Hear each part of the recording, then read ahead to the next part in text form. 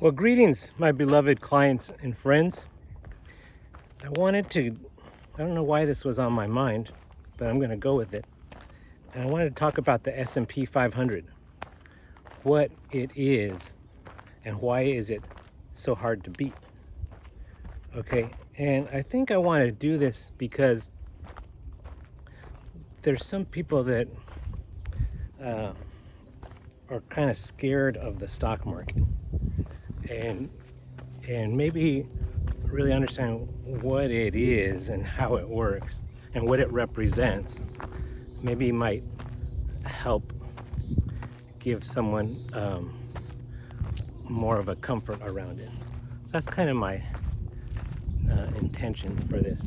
So the S&P 500, the Standard & Poor's 500, often people, when they say the market, they're often referring to that. Sometimes they're referring to the Dow, because the daily performance that gets reported is usually, the Dow and the S&P, as well as the NASDAQ. So what is that? What is the S&P 500? So it is a list of the 500 largest publicly traded companies in America, listed on a U.S. stock exchange and domiciled in the U.S.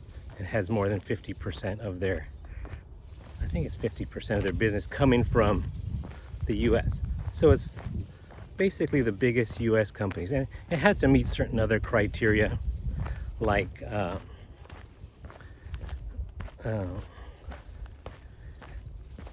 it has to have a certain amount of liquidity. So there has to be enough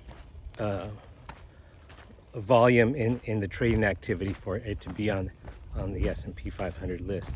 And to get in, it has to have 4 quarters of positive earnings.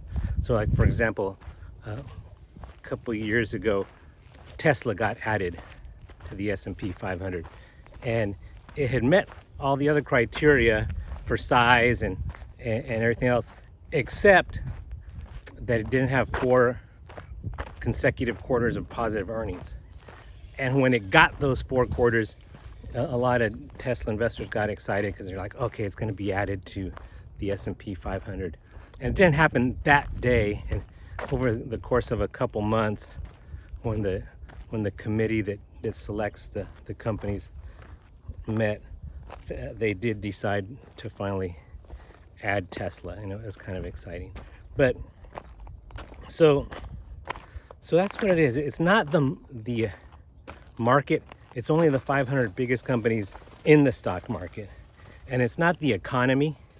It's only the 500 biggest publicly traded companies in the economy. And it's not the world, it's just the US. Okay? And the 500 companies that comprise the S&P 500, it's not stagnant. Like I just mentioned, Tesla wasn't always in it. They got added. And when they did, it didn't become the S&P 501. So for them to get added, one needed to drop off. So, right, the committee looked and they said, well, who should we take off the list? Because we're going to keep it at 500. So it's dynamic in that as a company maybe doesn't keep up with the competition of the top 500 in America, they end up getting dropped off. And as another company is rising and up and coming and catches up to the leading 500, they get added on. Okay, so, and it doesn't happen on a daily basis. As a company crosses that threshold into the 500 or out of the 500, that it automatically gets added or deleted when the committee meets, and they'll make a decision. But to a certain degree, there is some active management in that regard. And so, like, how much are they? How dynamic and how much is this changing? And no, it's not that it's not changing at all, and it's not changing minute by minute, or day by day even, or month by month.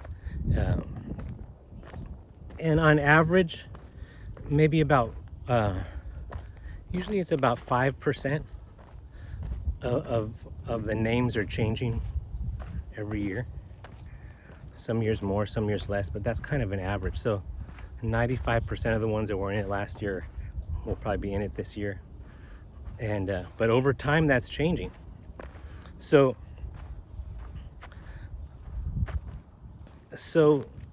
when you say, well, but the economy's doing bad, the S&P 500 is not the economy. Or you could say the economy is growing only at 3%. Well, the S&P 500 is not the economy. It's just the 500 best, the 500 winners. You know, it's like the all-star team, okay? It's the 500 that have made it, and that, you know, in whatever economy we're in, they find a way to get to the top and stay there, at least over the time that they're in the S&P 500, okay? And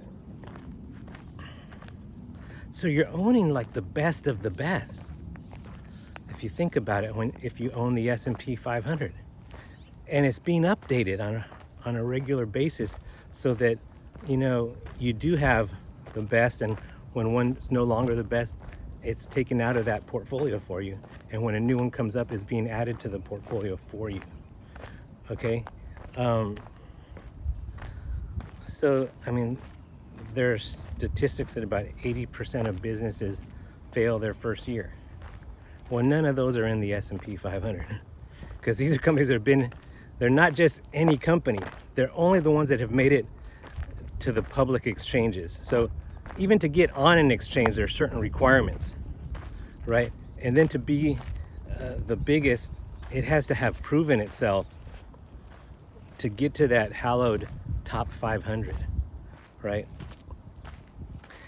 So think about it this way. Let's say, because there's about, I think it's about 7,000 publicly traded companies in the US. So imagine there was a marathon, a 26.2 mile marathon, and there were 7,000 entrants into this marathon. And you said, who are the 500 that are at the front? That's the ones that I'm going to invest in. And maybe someone got there early and they're at the front of the line, would be the starting line, and maybe they're not really an elite runner, but they just wanted to be around them. Well, they might be in the first 500, right? But then at mile 1, you take a snapshot again and you say, now who are the top 500? And maybe some people that weren't at the front of the starting line, they caught up to that top 500, and maybe some that were in the top 500, the starting line dropped off, and so they're no longer in there. So it changed. And you do that again at mile 2, and you say, now who are the 500 leaders of this race? And you do it again at every mile. At mile 3, you say, okay, now who are the top 500 leaders in this race? And you make adjustments. That's kind of what the S&P 500 is. And if you keep going, the leaders will emerge, and the ones that were not will drop off. And you get to mile 26 and you pretty much have an idea who are going to be the first 500 to cross the finish line. There might be a little bit of changes in that last 0.2 miles, but you're going to have a pretty good idea, right? And so overall, the pace of those 500 leaders is going to be faster than the average, right? It doesn't represent everyone in the race or everyone, period. It only represents the top 500 of the 7,000 that even showed up to enter the race. Okay, so it's like the best of the best, and it's being updated. Okay, and so let's say we get through it to a difficult patch in the economy, and the whole S&P kind of slows down because they operate inside the economy. It would be kind of like on the course of the race, you get to a hill, a long hill, and the pace times are going to slow down a little bit. But what happens on that hill?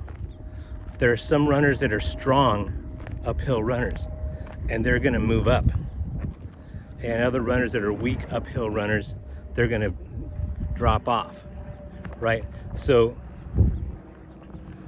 there are some companies, let's say, that we get to a rising interest rate environment, and they're not well suited for that because of the structure of their business or the structure of their balance sheet.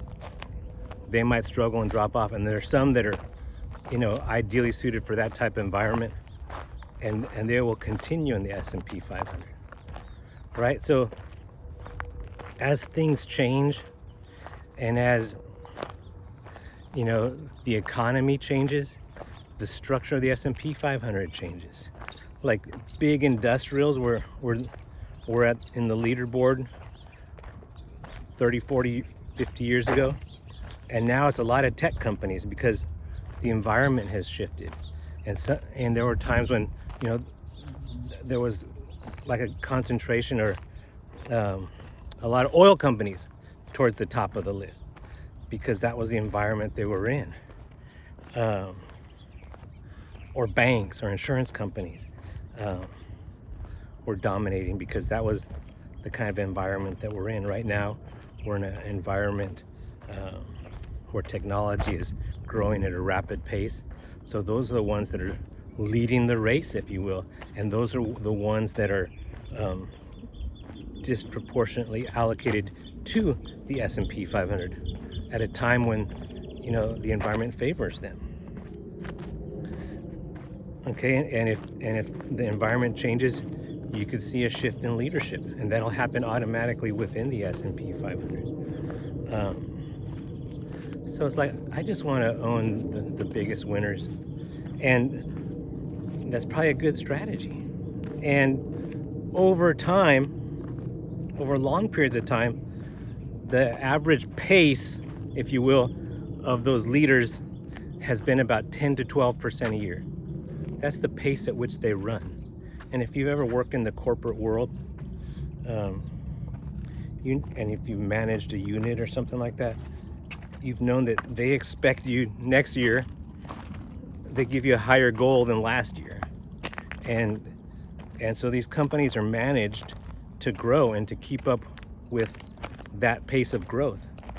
And if for whatever reason, poor management or just they're not suited to the environment or whatever, or their product loses its allure, like say Polaroid or Xerox, which were leaders at one time and no longer are, then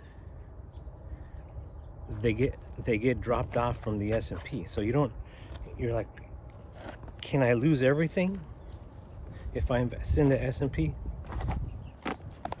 I mean, theoretically,